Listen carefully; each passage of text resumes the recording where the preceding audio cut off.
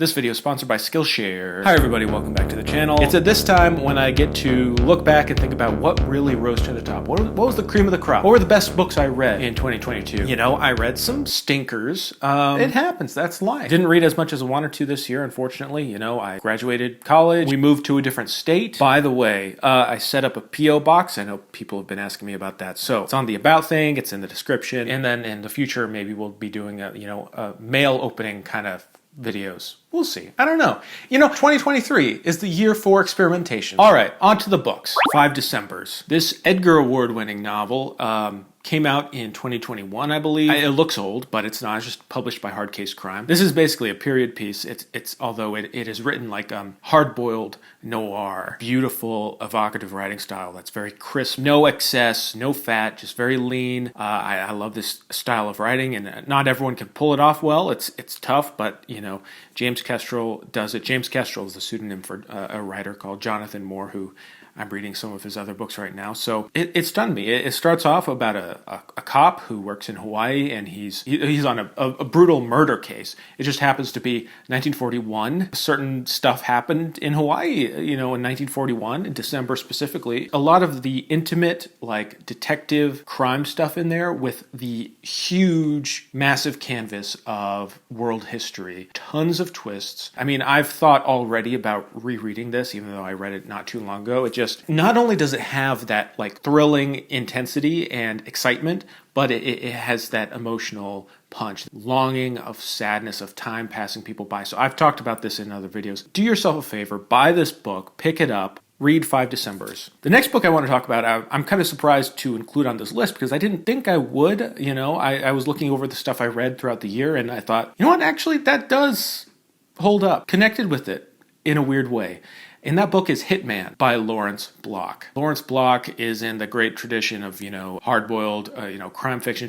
He's just a fantastic writer. And this book is really deceptively funny. It's pretty hilarious. To be warned, however, that it does have the feeling more or less like a collection of short stories, although they are interlinked, and there is an overarching story throughout this novel. But the book follows Keller, who is a hitman, and he just kind of has his life going on. Is just like a normal guy who lives in New York City but just happens to kill people, and balancing those two worlds and looking at those two worlds is really funny and dark. Never not interesting. It's always interesting. Lawrence Block has these great observations and is so, the humor is very dry. It's a really great book. And you know, I think that, I don't know if this is true, but I've heard that it was a big influence on the show Barry, which makes a ton of sense. What does it mean to kill people, and also kind of the banality of evil? Keller is immensely likable despite what he does. Even more interesting than the crimes is at some point in the book, Keller becomes so interested in stamp collecting that it just consumes his life. It's just like great, and all these little observations about these cities in America, and it's just stuck with me, and I'm reading the sequel. So, you know, no fantasy on this list. I didn't read much fantasy at all this year. Crime was on my mind for some reason. Anyhow, this is not a crime novel, but it is a good one, and it's short, by the man himself.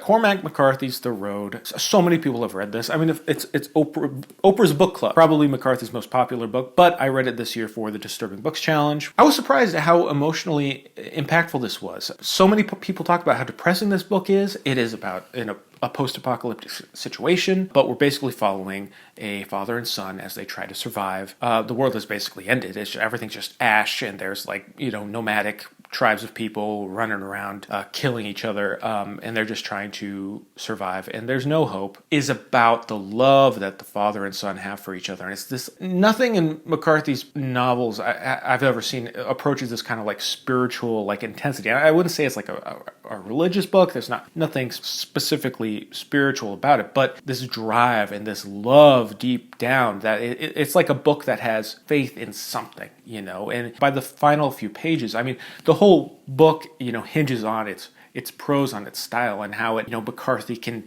gather up this momentum of just like great physical detail of just like immersing you into the narrative, and then hit you with this like archaic language and this kind of almost like jarring poetic turn of phrase that's hard to swallow a little bit, but it hits you nonetheless. And then at the end, I was just swept up in it. I was so moved. I was tearing up. It was fantastic. I mean, if you haven't read it, read The Road. It's out. It's in theaters. The fact that a year ago I was doing the 2021 list, that was my first Skillshare sponsorship, I believe. They've stuck with me, and I've had a great relationship with Skillshare. I love Skillshare, and the ad is starting right now. Skillshare is an online learning community with thousands of inspiring classes for creators. Explore new skills, deepen existing passions, and get lost in creativity with Skillshare. I love Skillshare. I love using it. I mean, that's one of the perks of getting to, do sponsored ad reads for them. I gravitate towards like writing stuff and creativity and filmmaking, that sort of stuff. But there are two classes that I want to recommend. The Writer's Toolkit, 6 Steps to a Successful Writing Habit by Simon Van Boy is a fantastic course about making writing habit and building on that and finding your rhythm, and I found that immensely useful to me. And a recent one I found, which is from Nathaniel Drew, who's a YouTuber I really liked. I've watched a lot of his videos, and the fact that he was doing this on Skillshare made me happy. It's also a great course. It's called Creativity Unleashed: Discover, Hone, and Share Your Voice Online. Now, as someone who is being creative online, I was like, yeah, show me the good stuff. That came off weird. But honestly, there's good advice in there, and I really enjoyed watching it. You can view it in bite-sized videos or watch the full course. It's curated specifically for learning, meaning there are no ads. They're always launching new premium classes so you can stay focused. Skillshare now offers classes in Spanish, French, Portuguese, and German. The first 1,000 people to click on the link in the description get Skillshare for free for 1 month. Check it out. All right, now back to the list. The next book is another crime novel, and it was written in the 60s by an author who I had never read before, and which just came as a godsend to me. I was, in a reading drought, and I was looking for something really good. It is called The Expendable Man by Dorothy B. Hughes. Dorothy B. Hughes wrote quite a few novels, and a couple of them were turned into movies, classic movies. Ride the Pink Horse, In a Lonely Place. I'm going to read that next, In a Lonely Place. This book tackles big issues, especially the issues of, racism and how horribly racist the times were, especially, this is about a student. He goes to UCLA, and he's a medical student. He's trying to avoid these false charges. Now, the book is very procedural and follows through on this kind of like slow motion car crash of just this guy trying to get out under this pressure and the kind of complex situation of,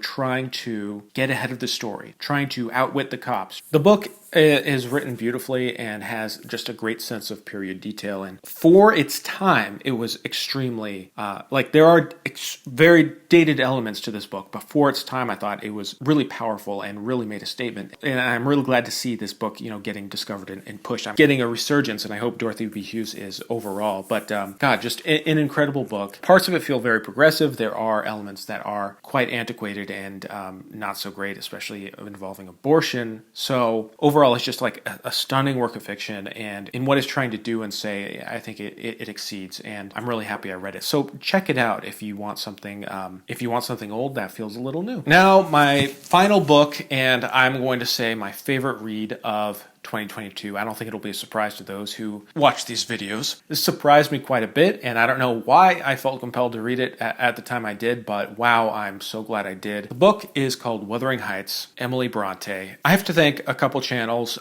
Books and Bow for talking about this, and Books by Lanes. They're both a couple of my favorite channels, but hearing them talk with such passion about this book really got me eager to read it, because I don't know why people portray this book as being like some kind of like romance novel. It's not. It's like a horrifying book. It is quite disturbing. It's not like, even within the book, it's commented on how like horrible this relationship is, and all of the relationships are. This book is about the cycle of abuse. I'm going to show you all the darkness kind of vibe. It feels very out there, and I get that there are people who really hate it because of that, because it really kind of shows you the despair and may come off as melodramatic. I think part of what's so wonderful about it is that it does have this, it contains this melodrama, but it is within this like darker context and with such incredible language and beauty. But my God, is it kind of depressing? And by the end of near the end of the book, I was like, is anything like happy going to happen? I can go through here and like look at some of these monologues. Evil, mean-spirited, violent, brutal people, but they speak like King Lear. They're like Shakespearean. But everything's observed from someone who is grounded, who can say like, wow, these people are ridiculous. It's like Shakespeare narrated by one of the side players. Gothic. Really, the language doesn't feel super. I mean, there are some like Victorian novels that feel very hard to read, hard to get through, but this one, the prose prose moved right along. Characters are so vibrant and clear. They're never caricatures. They're huge and bigger than life, but they all have their own pathetic natures, and you feel sorry for them, you feel sympathy for them, you can even understand some of them, but they still do evil, horrible things, and there are only a couple characters who I really cared a lot about. Anyways, I read a lot of dark books this year. I'm realizing I don't know why. I don't know why. I read some funny books. The Hot Rock. That could be on this list. The Hot Rock is a very funny crime novel. Yeah, let me know what your favorite books were that you read this year. Let me know if you've read any of these. But yeah, my P.O. box is up. 2023 is on. I'm excited. I already read a couple of Richard Stark novels. Thank you for watching. Talk to you all later. Bye-bye.